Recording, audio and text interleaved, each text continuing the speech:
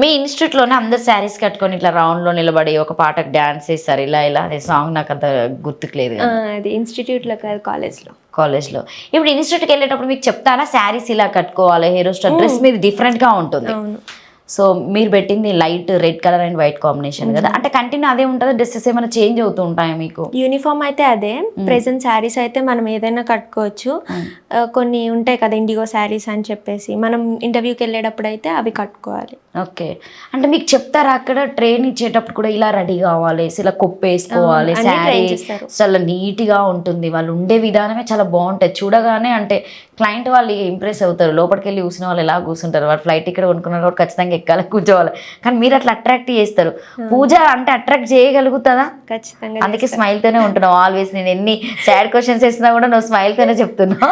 ఖచ్చితంగా ఖచ్చితంగా అట్రాక్ట్ చేస్తాను. మాకు ఇవన్నీ గ్రూమింగ్ కూడా మాకు ట్రైన్ చేస్తారు, అది కూడా ఒక సబ్జెక్ట్ ఉంటుంది మాకు.